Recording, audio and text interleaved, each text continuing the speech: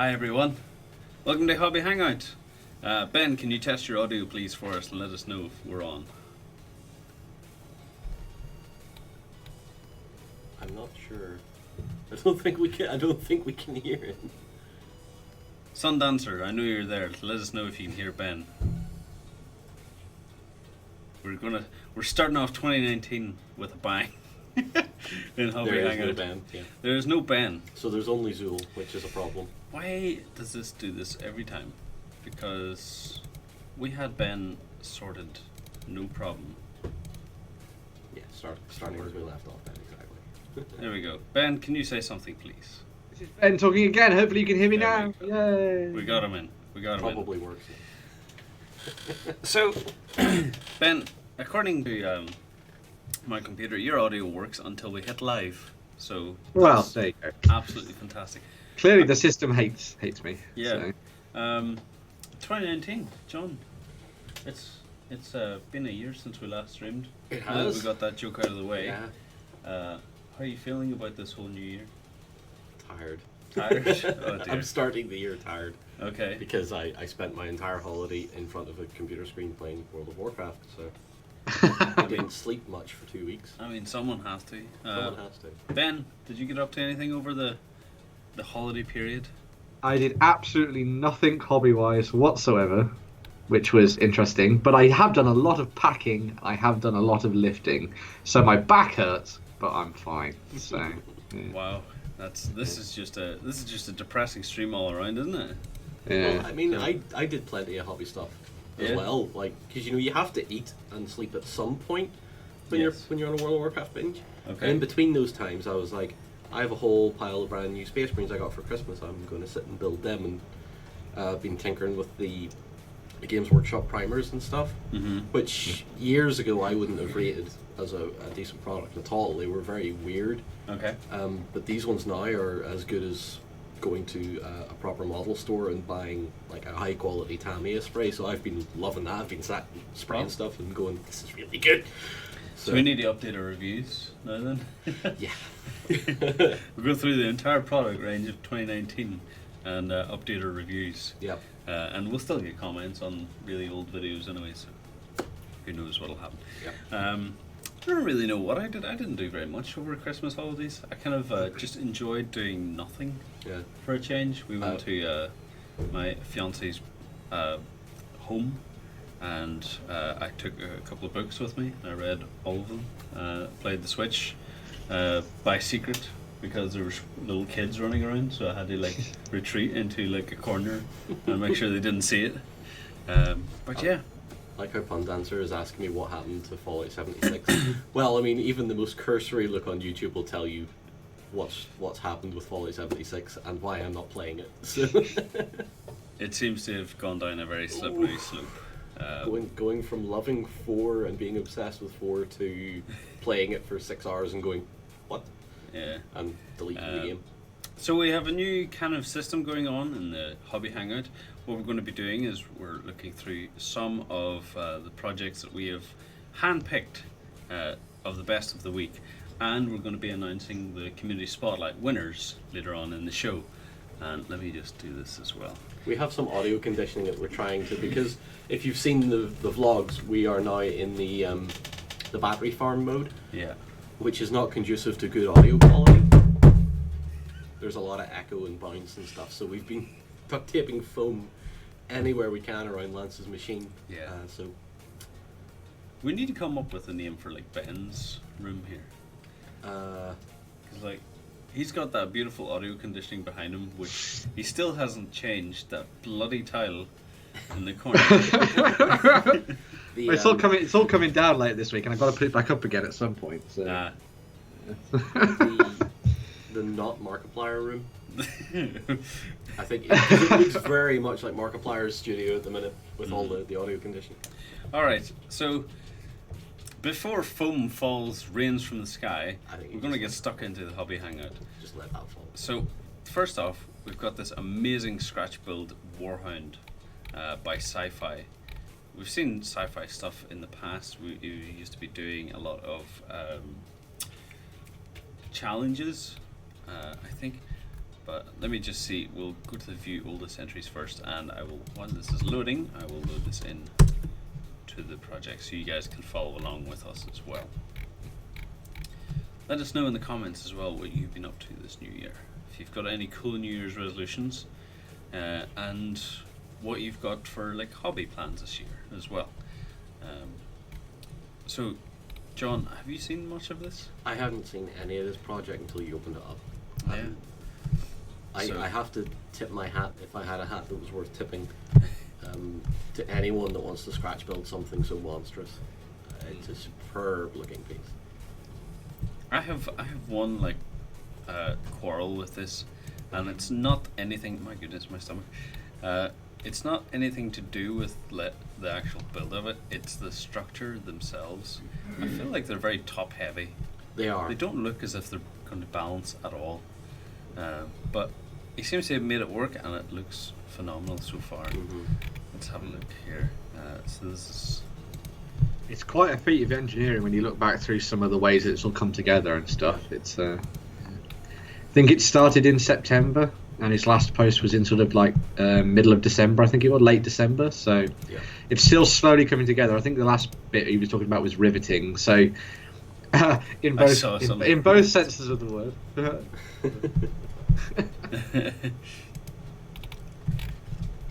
Yeah, I saw some of the riveting earlier, and just even these little points of detail, the arrowheads coming into the corners, really, really nice work. Then I assume this is just to join some pieces. That's to add the texture that's on the top of the Forge World one.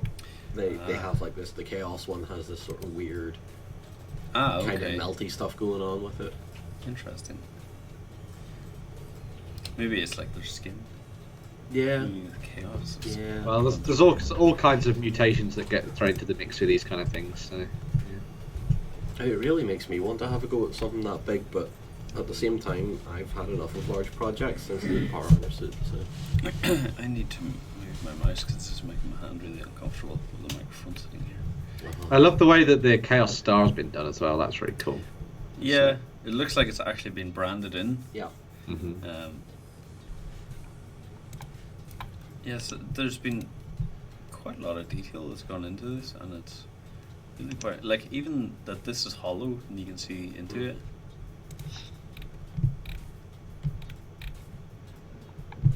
I'll be fascinated to see what it's like to actually have this painted as well. That's the thing. Yeah.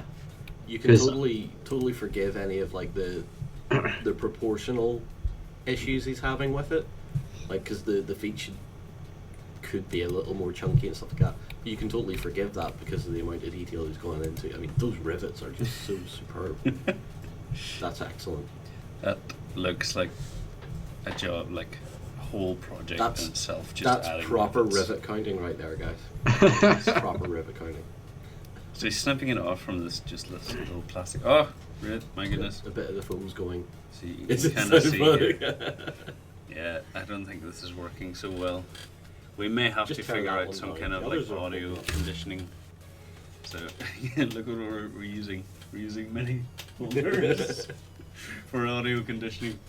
Yeah, the rivet work on that is splendid. Really nice work. Feel free to go in and bump up these skills. I have to log in, but if I log in, then it shows you guys security details. Stuff. So I'll go in later. But the next I'm gonna do it right now. Thank you, Ben. So let me have a look at a couple of these comments here. New Year's resolution is 1920 by 1080 from Amanda. That's a good resolution to start off. It's a good one for visual. You should only go up from there. Yeah. Next year it'll be 4K. But her actual goals for this year is to finish Dark Angel's 5th battle company and to build a Mechanicus World Metallica Force. That's Metallica Force, not Metallica, in case of copyright reasons, I assume. And then we have G. Finnegan. This year we've got 4 armies to build and paint for Conflict 47, Canadians, Americans, Germans, and Japanese. I quite like the Japanese force in Conflict 47. Their mechs are kind of cool. I think that's the only thing I'm interested in Conflict 47. It's just the mechs. I just want a whole bunch of the big, the Thors that they have for the Germans, which, Warwood used to look at me. Sorry, I've got my throat there. I actually think the Italians are pretty cool for Conflict 47. I love their they've got their power armored guys are dressed like gladiators, Yeah, which is really cool. So cool. You should have just made them look like hoplites or something. World War II hoplites. I think their standard infantry are like based on like legionnaires, and then they have the big power armored guys wearing those big. I think they're called bastonet helmets. I can't remember what they are, but they're the ones that the gladiators used to wear, which is pretty cool. So. Okay, so next up, we're going to be having a look at this. It's not just it's Big Bones by Miltrak. I'm always useless at pronouncing these names, but this is by a Reaper's Mini. So let's go to oldest entries first, and we'll have an actual look through this. Let me just paste this link in. Based on a few different things. Yeah, so he's been updating this project as he goes along as well. So I've seen this, but we're actually looking at this colossal skeleton. Standing around base in other forms since Bones for 1 Kickstarter back in 2013. So that's been quite some time now. It originally based it on Square Movement, thinking to make it use a skeleton for Kings of War, but no longer appealed, dusted off, and actually had cobwebs. That's pretty thematic though, isn't it? Yeah. I think what I love about this model, John, is that I think I mentioned it before, is that he's using Tombstone as a mallet. Yeah. It's very cool. I bet he's killed some woolly mammoths to get the actual... the tusk, the bones. Yeah. Justin would be so upset. I love the detail in that as well for a Reaper Bones model. That's pretty fascinating, that too. Yeah. I mean, I think the painting helps to bring a lot of it to life there, obviously, but just the actual core model's very nice. Yeah. Because Bones Unpainted isn't really... well, you wouldn't rate it as high as a lot of other companies, but it has that factor of being easy to get and pretty, as you say, thematic as well. Once you paint it, it only enhances that. I like how the weapon is a different color scheme to his actual bone structure. They look very it almost looks like he's taking more care of the weapon than himself. Well, I can't imagine he'd think that it's bath time. Yeah. It's probably not occurred to him that he probably smells like a corpse as well as looks like one. And I do really like. I think it's on his chest or on his shoulder here. He's got a small carcass also tied to his arm here. As well, or maybe that's a hammer. It looks like a pickaxe. And then you have other little skulls and bones just to keep give him luck, I guess. Clearly, whichever necromancer brought him to life has been sort of tinkering away at him as he sort of is brought to life and keeping him going as bits fall off him, perhaps as well. Yeah. Really You've cool. even got these what are they called now? Planks. I'm thinking of Railway sleepers. Splints. Oh, splints. Yeah, Splints, using it as a splint. Yeah. Planks of wood. They look like railway sleepers. Yeah.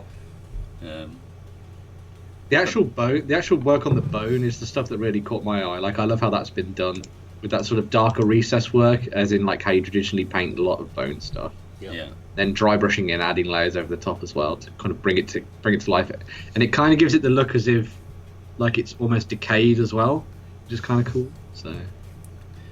I think recently I've quite been drawn to the GW skeletons stuff, and it's mostly just the night haunts because they seem to have a tint of blue through them. Oh yeah. So that it's not just the kind of the beige base coat and then a wash over it. They've added just a little bit of a touch of different color to it. Just to try and make a little bit more sort of high fantasy, as it were, I guess. Yeah. I love the Night Haunts range. It is fascinating. Yeah. You quite enjoyed painting them. You said they were a bit brittle. Yeah. Or not brittle, just bounty, I think. You could break them very easily if you don't store them right. Yeah. To quote Chef Ramsay, I've been watching a lot of Gordon Ramsay videos this past while. Why? Because I recently discovered that he also goes to people's hotels and screams in their faces about how terrible a service there are. And it's not, I mean, now, let me be clear. With his actual kitchen nightmare stuff, I feel like he is quite harsh in some cases. Although whenever he's talking about like cooked chicken beside raw chicken, okay, yes, that is pretty dangerous. But whenever people are just like, I don't know, just putting in a little bit, maybe not putting seasoning into scrambled eggs, you're like, all right, Gordon, get off your high horse here. I mean, and he throws it at the wall. Yeah, and you're kind of like, okay, that's a little bit harsh. I think you could forgive that. But whenever he goes to hotels, I think it's even better because like I've been watching these YouTube clips of him just going in with like the dark light thing, showing people, the guests, all the stains in the carpets. Oh God! Yeah. But he's also like, there's some people in these hotels that just seem to be in such denial that their hotel is actually top class and they're losing money and they can't understand. But yeah, it's great. I would highly recommend if you just got an hour to kill, just watch some Gordon Ramsay clips in the hotel. It'll make you feel better about yourself, I feel. But moving on, enough Gordon Ramsay spiel. We're kicking off the next project with Stuffed Fables by Played Hat Games. Yeah. But this is by Tahantan. Tahatan. Tahatan. Tahatan. You okay there, Ben? Tahatan. You're going a bit Scots, I can only imagine your housemates. She's like, what is he up to now? It's really weird. I am the only person in this house and have been for the last 4 days. And I watched a spooky movie last night and I was freaked out of my skin. So. Okay, so we've seen a lot of Stuffed Fables recently. They're so cute. They are really cute, and I think the paint job are splendid on these because they're like, it's got that like, is it cel shaded look where it's like really like, cartoony. It is highlighted in certain areas. I think it's maybe quite heavy wash. Oh my God! And then just it's a good contrast thing. That yeah. Especially on those main characters, I love like the blocky colours to it. I think that's exactly what you need for this game in particular. Yeah, I think it's it reminds me a little bit of Toy Story, because especially the first movie because it was so colourful, and I think these like resemble that kind of world. Like look at, is it Lionel? So cute. Look how cute he is. His little patch. I love how simple the eyes are done as well. It's just that black glassy orb with a little glint in it. I think that's perfect. I think the only thing like I personally would change is I would change the color of the patch. I would change the color of the stitch. The stitch, yeah. Yeah, I would just change the color of the stitch if I was to do anything there. Yeah, because I feel like animals probably, like stuffed animals probably wouldn't care about the color of the stitch. Probably not. They just want to like stay alive. What a morbid thing! It's like if my stuffing falls out, I'm dead. Well, yeah, I mean, at what point does stuffing become life and not? That was philosophical. Right, let's move on. Wow.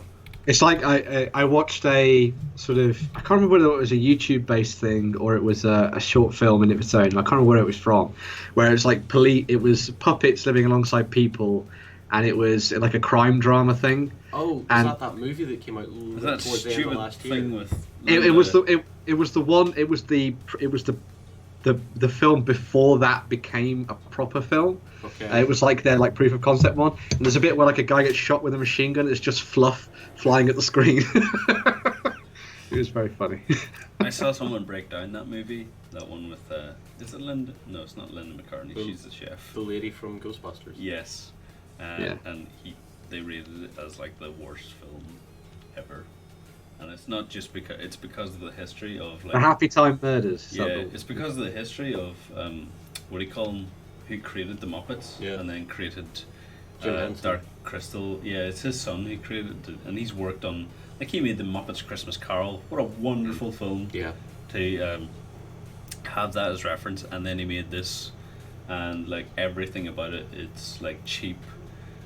It's meant to be like film noir, like the guy's meant to be a detective, but he's no detective qualities about him at all. Like, if you think of a detective, you think probably a trench coat, like chain smoking. Yeah. Can't, Sitting in a diner he drinking doesn't a have coffee. any of that at all. Yeah. They just made it for the sake of making puppets, I think. To be Having fair, great jokes. it felt like it was trying to tread on the coattails of Avenue Q and that sort of level of puppet-based comedy. Yeah. Because Avenue Q is friggin' genius. I mean, it was so popular it got an episode of Scrubs. Yeah. Yeah, and that Scrubs episode was hilarious. Was it number 9? Is sometimes mentioned, Ben? I don't think it was number 9 because it's No, 9 was an animated. Yeah. It was a season animated thing. Excuse me. No, this one it wasn't Happy Time Murders. It was one before this, and it was like a serialized like show. I think I I can't remember know it was on Netflix. I think. I love Yeah. Stitch on this. Yeah, the stitch I on that is think really the good. painted up Stitch on this is marvelous. The fact that he's carrying yeah. a pencil is just. Did you not know that? No. See, I've not Yeah. seen any of these miniatures before, really. Yeah, we had a gameplay of it, and like we were looking at inspecting all these, and like as soon as you bring it out of the box, you're like, oh, he's wielding a pencil. The cool thing about that in like this range as well, you can see it demonstrated here, is just like it just allows you to be fun and bright with your painting. Yeah. And it's one of the things we talked about before. Like, a lot of our stuff is about war and grime and dirt, but like when you see something like this, you've got just a really nice opportunity to paint lots of nice, beautiful, bright things. And like the community spotlight winner from last week, who also did a D2 Painter, I think it was, Yeah. who also did Stuff Fables. Like I was saying in there, like every single one of these miniatures is entirely different from the others. So when you're sitting down to paint this as a board game project, it's not going to be one of those things where you've got to paint the same troop over and over and over again. It's really different and fun, and should be a really interesting sort of time to sit down and paint things and have, just try different techniques as well, which is really cool. I'd like to see someone like make it look like all the repair work and stuff has been done from like one piece of cloth. It's like a piece of tartan. So all the patches are like little pieces of tartan.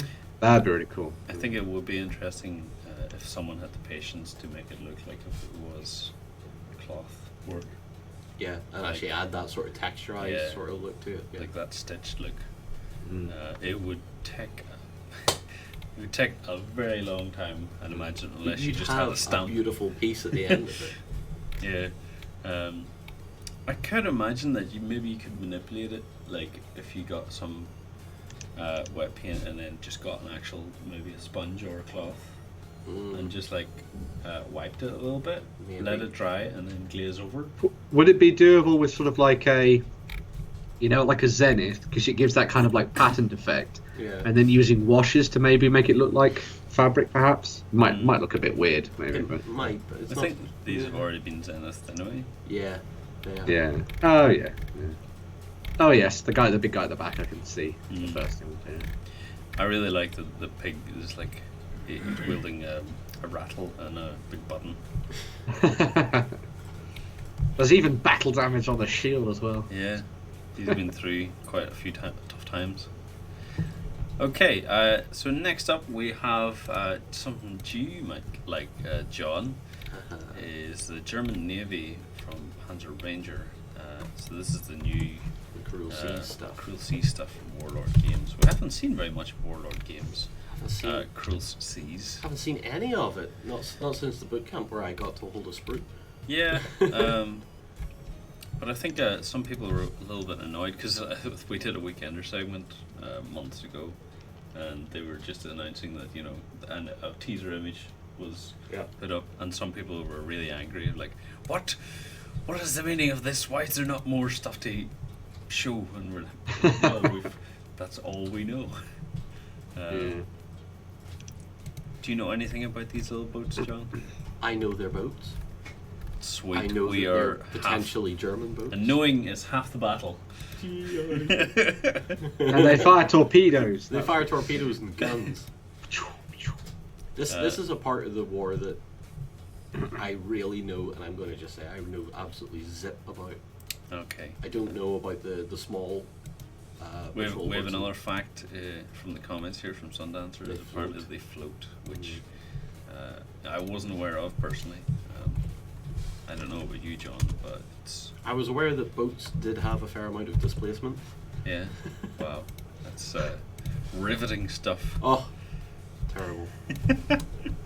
I quite like the weathering on these. These seem like it's an easy paint job. Yep. But I think it's got the potential to have really nice. Because you could either go down the route of like you paint it quickly and dry brush it a bit, or you could do maybe really hard edges. I think. Yeah. These minis would just sit with the dry brush beautifully. Just a little wash in the dry brush. Because a touch of hard edge. It works really well on this one here. You can see even just those little bits of rust going down the sides. I'm not sure they would rust though. I'm pretty sure motor torpedo boats are made of wood.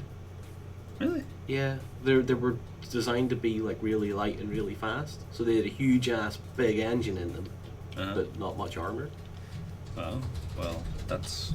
Yeah, that could still be like. I mean, what if that's just wood grain? It could be. And we're just being ignorant to We can just be completely ignorant. I will totally admit that. Well, they said it won't win any contest. I think it looks fantastic. Yeah, it looks great. Don't be so hard on yourself. I think it looks great. I mean, the main thing is he says like it's not grey plastic. That's that's half the battle. That's It is the main thing, painted. That is the main thing. You can't say my force is painted. That's right. This is just really annoying me because it's going to fall at some point. I think. It's fine. I'm just having a look through some of the. Slowly over this episode, the audio is just getting worse and worse as we take more of the. I was just having a look. I was just having a look through some of the official paint jobs that they've done, and it is all like grey, which is pretty good for the German stuff. So makes sense. But are they rusting, Ben? They are rusting. They are rusting. Okay. The other cool thing is that I've seen so many of them with camo patterns on, and I want to see this lovely person here, Panzer Ranger, do some camo patterns. Right. So. Are you providing a link or anything? No. I mean, no. Yes. Okay. No, I am. I'll drop it into the Twitch chat. So. Let's have a wee nosy here. That's the Warlord Games stuff Kriegsmarine fleet. So that's the Germans there. So. Okay, so let's have a nosy. Oh, the camo pattern. Yeah, the that'd be camo patterns are interesting. pretty badass. That's cool. So let's bring in a Photoshop for an actual closer look here. Dems are some nice boats. Dems are some nice floaties. Floaty boys. Nice floaties. I really like this. I think that's really cool. I'd imagine it would probably camouflage quite well with the water because water shimmers kind of like that in a way. Like if I just blur this image. What is it they call it when it's? If I do this. It's the British Navy and it's called dazzle pattern or something. You get some really dazzle interesting. Like that does actually look like water. By blurring that. Now what you could do now if you want to be really frisky is cut that image out and put it on a seascape. A seascape? Yeah. Oh, no, John, that would take a wee while. Too frisky? It's not that kind of stream. Okay. It's not the Photoshop with Lance stream. No. We'll maybe make that happen at some point. It might be kind of fun. I would like to do some more streaming without audio, just like a day or something of what goes on my screen. A lot of videos, a lot of procrastination.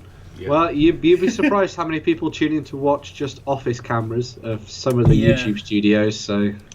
Yeah, it's surprising.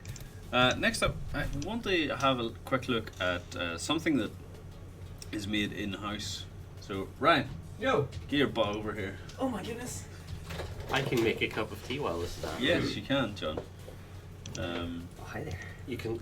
Can I have these? You can. Does I want So we're these? going to look at Bloom. Yeah, they're tight. I think just before Christmas holidays, we kind of looked at my game, which was the Sunflower Garden. It went across beautifully. The kids really loved it. Awesome. Oh, hi Ben. But we're going to Hello, be looking Ryan. at Bloom. So Ryan, do you want to tell us a little bit about Bloom, or like what? Do you want to tell us firstly why you started making Bloom? Yeah. Oh, right now? Okay, so I started making Bloom. Me and a friend, we are making games and sending them to each other every 3 months.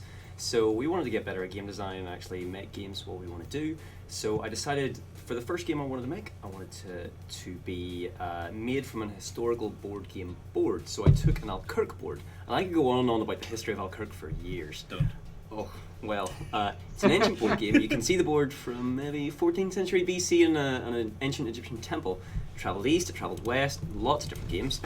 And so I'm making a board game called Bloom about it, which is about pollinating flowers because you are a busy bee.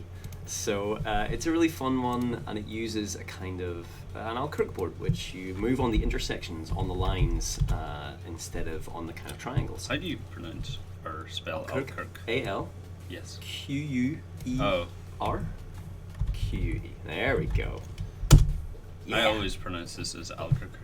Yeah, it looks every time I look at it, This is Albuquerque. Yeah. So this is the Alkirk. Yeah, so if you click on this one here, you can get a nice look on it. So you'll move from intersection to intersection, from node to node, between the lines, and essentially Alkirk is the precursor to drafts. But it actually gets more interesting when there's less pieces on the board. So what we do for my game is each person has 2 pieces that they use. They start from the corners, and they're trying to claim the territory. So they're trying to claim each of those lines. So every time they move across a line, they place like a little matchstick or a little piece, capture marker. And in essentially my blog, I break down the game design of where's the most interesting parts of the board, how has it come to be designed how it has, and how I've used the board. So those are a couple of... some of these are some old... So that's an ancient Nepalese board game called Bag Chal. So it uses the Alkirk design, but it's asymmetric. So one person plays as 4 tigers, the other as the goats. And so the goats player is trying to hem in the tigers. God, look at those pictures, so pretty. And then the other one is Alkirk. Okay. So that's how an Alkirk game is set up. Okay, but yours runs a little bit differently, and you made your own board. I made my own board, yeah. So I wanted to get better at game design, but also make my own components. So there's a little bit of terrible woodworking that's going on. Oh God, the set is crumbling. So what I did was it was a really good idea from Justin. He said take a block of pine and take a soldering iron to it. Like pine is a soft wood. I couldn't find any pine of the right dimensions I wanted, so I took a chopping board made of bamboo, took a soldering iron to it, and I think I broke the soldering iron on it because the wood was so hard, and it didn't take to it very well. But I got the lines etched in. It looks really cool. Yeah, thanks. So, and then I made the components, the little pieces, out of Fimo clay. So I made them out of gold and purple because they're fabulous, and they've got glitter in them to make them... 2 opposite colours, so yeah. And does gold and purple's kept colourblind helpful as well, isn't it, I suppose? So so to kind of make sure that the Fimo clay didn't break on the capture markers, the little lines, I put a paperclip inside them, just to give it a bit more structural integrity. Cool, Yeah. Very cool. And then I made the rulebook as well. With the rulebook here. Yeah. So I've been like very slowly putting out these little blog pieces because I've moved on to my next game that I'm making, but this I kind of want to revisit and make sure I've finished my project blog on it. Awesome. Because it's a really cool system. Awesome. Let me just link this in as well and make sure that you guys are aware of it. Thanks very much. Thank you very much for filling this in. Okay. Do you want me to talk about paints and paint jobs? And I can talk about red and green and blue. If you want. No. I mean, I can go home. I've been terrible. As you might remembered from my last experience doing this, Ben, I kind of like, John, tell me about this.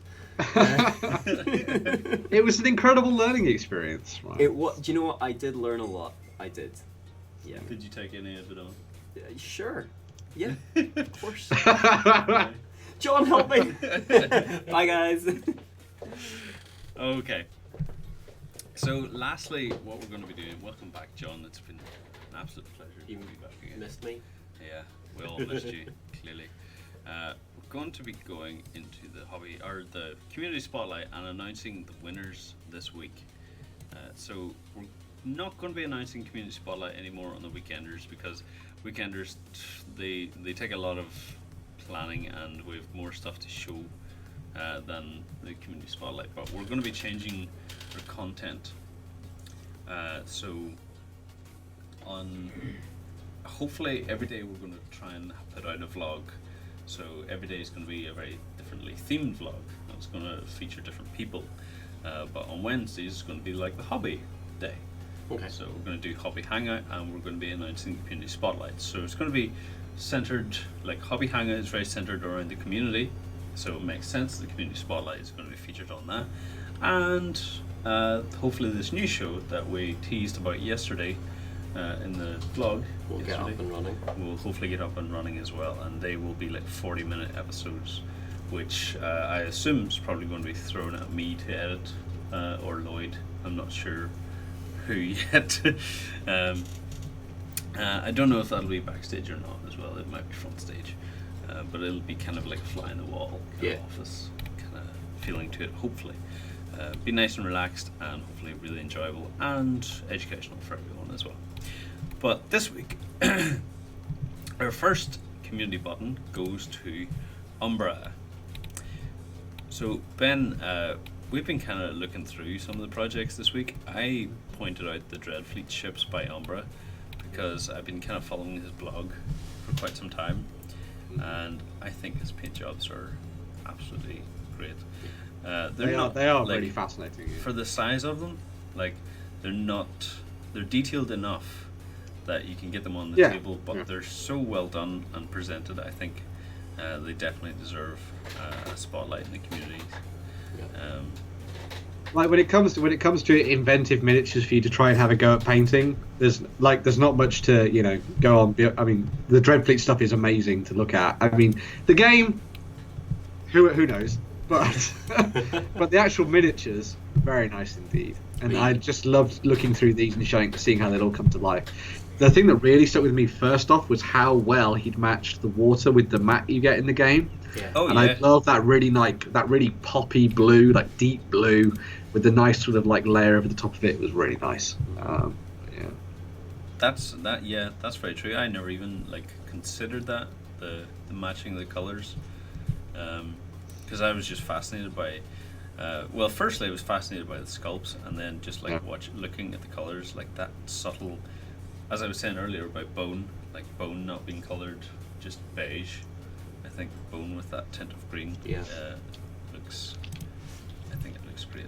I really like it. That elven ship though is friggin' stunning. You like it? Yeah. I love the elven. The bit about the elven ship I love is the way that sort of prow, has been pulled out there with the dragon head. Yep. And then the nice deep green of the dragons themselves against that pure white of the rest of the ship. Yep. It just looks so nice. I did say in the comm spot it'd be quite nice to maybe see a little bit more work go into the patterns on the sails, but overall I think as a whole that actually looks really, really good. So I think I'd like to see just a little bit of color, even maybe the flags. Just another extra color to distinguish the sails from the ship, But then again, it's one of those things that once you've painted white and you've managed to get it that pure looking, you maybe don't want to go back over it with a brush. Exactly. So you're like, oh god. But as you mentioned, Ben, the matching of the color, with this shipwreck, it just matches in with the mat completely. Yep. And I love whatever the steamboat thing is. Grim Ear's Thunder. It's so simple in paint scheme, because it's just essentially two paints with a little bit of maybe a dry brush highlight. Wash and a dry brush perhaps. Yeah. But you've got two colors there that just stand out really nicely. And you can immediately see exactly what it should be as well, which is so you know exactly who it's aligned to, you know exactly what it is when it comes to the tabletop, and you've got your ships down there, so very good stuff. What do you think of these ships? I love the red slate roofing on this one. Yeah. Let me bring this into Photoshop here and we can actually have a decent look at it. Get out of here, Warlord.